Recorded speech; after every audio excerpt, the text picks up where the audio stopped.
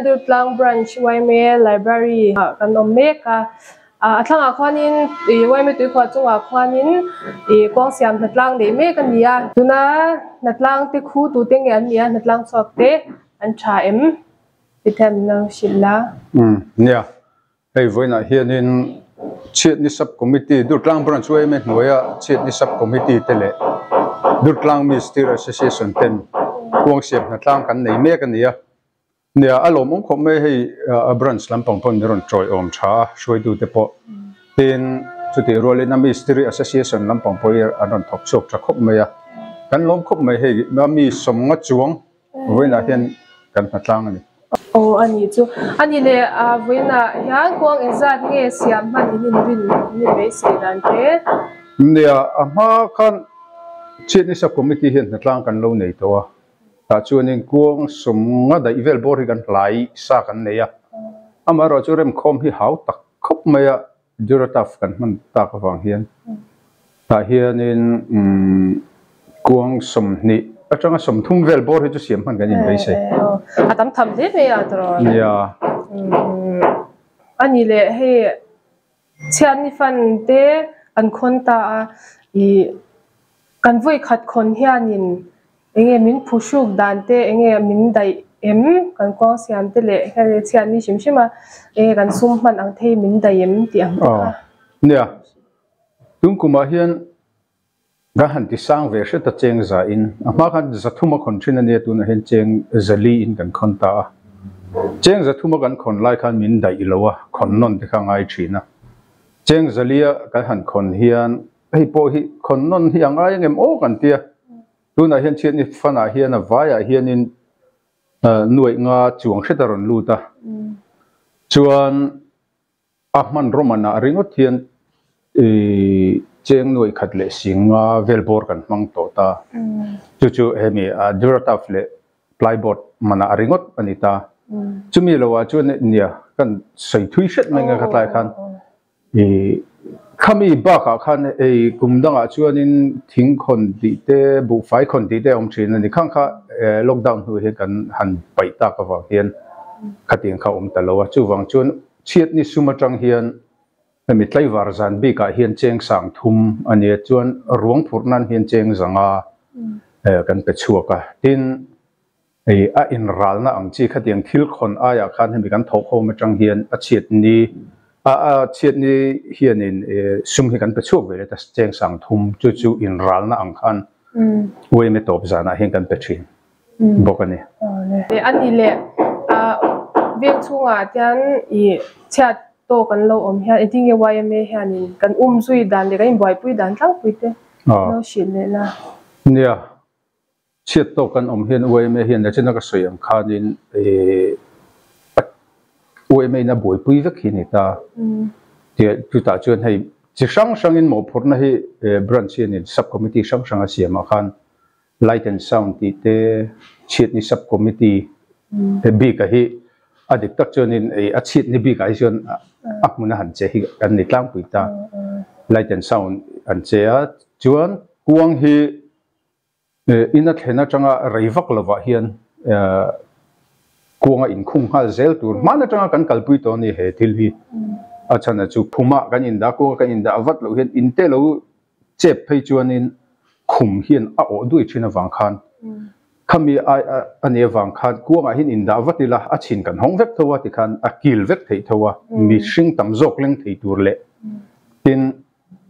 ama chuan in kuang kan siam man lai dewa ti tai la kan kuang kan siam ve chan tir a kha chuan a bui thak thei deuh mai chu ti hian kuang da tur kan vat ti hian in vui don hun te lo da min lo tam to thin ani a bui thak thin lu to ka in siam re ma kha chu wang chuan in mi a thi a damdoi na thi ni chuan aron thena tanga reivak lo hin kuang hi arang lama in da ni se ti hi branch na man tanga kan kalpui ania kan in da vat thin ti chuan tin khami bi ka khan ne YMA chuan in thlan lai te khatiam zong zong kha kan ti ni ta chu kan in zui dan a branch chang chuan ani chu ole ani le enge veng chunga rong chuak tur ang chi ang te khang kha lom ta se tin nge kan buai pui YMA han kan buai pui a tin hei Sunot hospital a chut mun te kan nia i henga hianin enge khatyang lom tu nei lo mo ka ang ho ang kha ending nge kan boy pui chin tiang vel de ha nia ke ni ho hian tlem chu kan lai ve mana ama chun dam tho in hian in enge mi khol than wal khi anei thina khatianga chen hei nge eng lo tu nei lo rong hlom tu nei lo ang chi kha chu mi khol than wal khan in vui mai thina nia phum mai thina nia ama ro chu tun huwa hi chun nei tak lo awang hian khatianga hlom tu nei lo kha chu wayame du tlang pran chianin emi nge akuang siamte athana azong zong po wayame hianin kan la top ani chu kan keimani kuta kan da top khami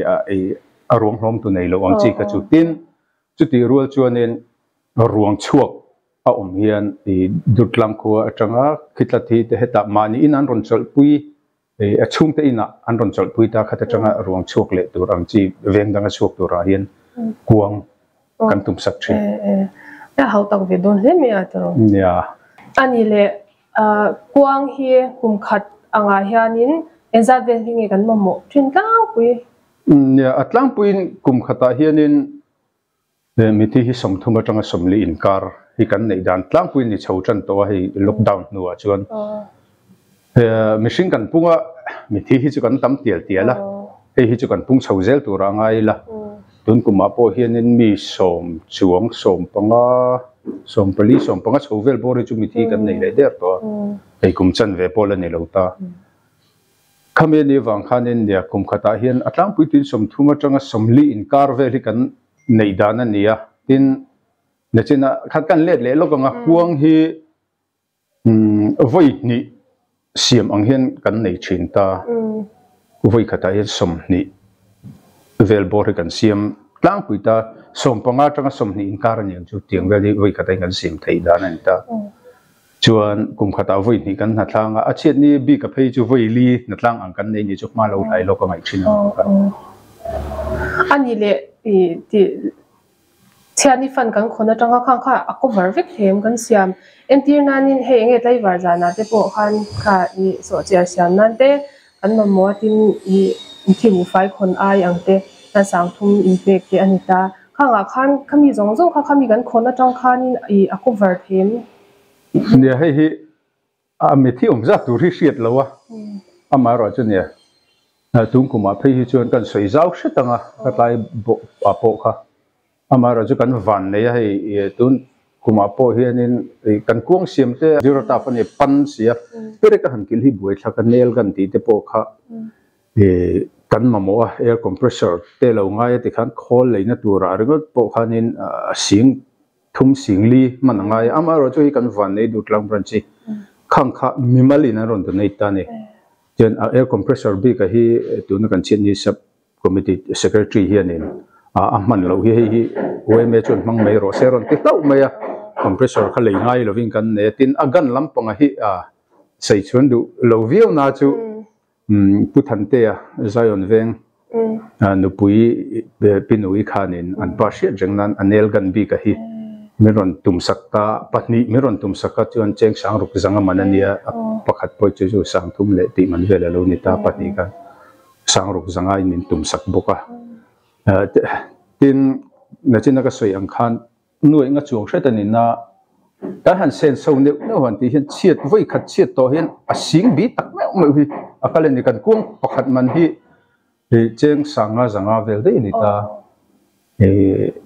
khatiang vel man lo ni wang khan khatianga kuang som li vel bor lo chuak ta se mi hring som li a kha ka khami kan nge kan in ral na le driver zana kan in man khati ka poisa man an chut chun ne atam lem lo khop me he kan in da engem o kan te chu lo wa chuanin chin ni kan man chang ka em mai sound system bi ka hi heng te po hi chet ni sumatang hian lei mai ni se chet ni tan ba kan hang chung lo we me hian tik te kha branch khan a rela ama ro chu chu po chu bass guitar le eng lo po kha khat naw ban chan chin bu te po kan lo muang khan mimal mi in phaltena min han pe ama ro chu chu lo wa chuanin branch in apom to thawa hian thu thleng du tlei warzana an ol pui thu theina turang chi te po hi ka han er chho ve ni heng te po hi kan lama mo tur he chu wangin kan lo in dai lo shet ani pon ne hei hi chu khon non thil hre oma kan ngai lem lo a chiat ni a phei chuanin chiat ni phei chuanin mi malin kan man ma mo vek tho chau tin na kan ma mo ni wa hian chu ti rual chuanin I kan sum hi chuan kan in dai lo hret angem o chu kan te ma se a man ruwa ku man ruwa ber hi chu kan in dai tok to chu kan nei to tu na chuan ani chu a khotlang mi puite po han tang le sau sau ila taro ni fan khon chung chang a te po a tlem lam ni lo tam lam se tho tu ila ke kan chu a thlem ve thei ve ani wang in ril ru ne ve te po thain ka cha ani le I ve zong nge khotlang ma son na tur ang te emo atiang I ve zong ang te ha an sai du te ne nia hei tung kum chawa chiat ni subcommittee ate a shroi tu te me han ruat ve a in thlafun du khop zok me ke ni tan tu man lo nen pamal nen amai ro chu ti rol chu ne thian te hon fela chiat ni subcommittee fel tak tak in pe tak kan tam awang hian kan lakal chho ve zel theya chu ti rol chu kan tlang wal te bi ka hi sei kan du te la chu than lai chung chang a hian Sunday ti le hemi nge sarkar chol ti vel anga hi chuan than lai hi azarul rul hi kanom theini chu ti lai kara chuanin tlaivar tu bi ka hian than lai hi kan chalo khop mai hei po hi kan chan thar le deu a thalai ang te po kan chan thar le deu atlang wal bi ka han ti taila a thakop mai hei duai hianin kan nge kan vangai poi mo lo te vem o ti hi garil ru hen om china kan claim ta chet chawa hi tin chu ti rual chuanin hei tuna hianin branch a po hian ngai tu tum chho mek nin ka ria chumi bi ka chuanin than lai lok chungchang bi ka hi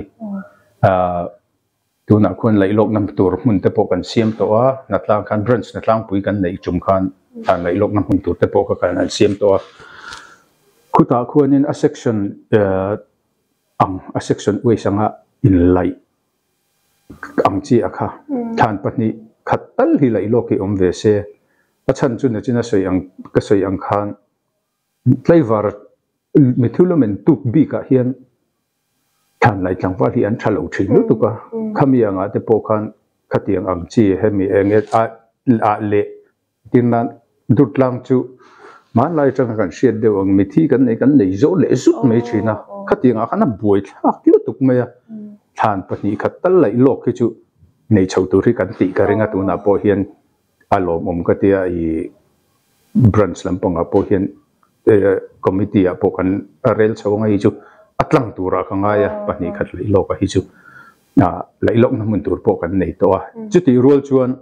thil pakhat le ka soi le de chu nu le pa te chung tin te he chiat ni fan hi thane mai le azul hian pe theita ila cheng zali hian branch na khon lowa zali ai tlem lo ti ni atam lampanga atlem lampanga limit a uma atam lampanga limit a lo anei nung jok te hian in hei hi han tho war deu ta ila a har sa jok te kan va chan puina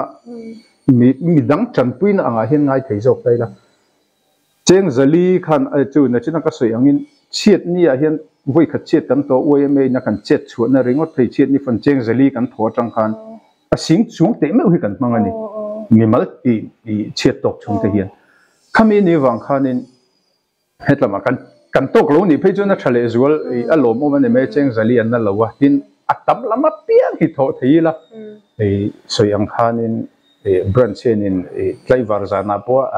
chut na num jok thalai te han lui theite le ina po tu na ka chek sang thum kan ti hianin thalai nula tlangwal flavor hi kan tha chau lu tuk to tu na hian adai lo lamani to ni ta chuanin section sum te hi man alo ngai to thin ta khami ni wang khanin hetlai po hianin chet ni sumina akavar zan thei turin anei nung jok te ti te ang khang te khan chet ni sumai kan khonai cheng zali chau pelo he atam thei ang lam pang pe khi tum tai la chung tin te hi va lo om do ne ati lom lu to ke hum chatak te min pe ka lom lu to ke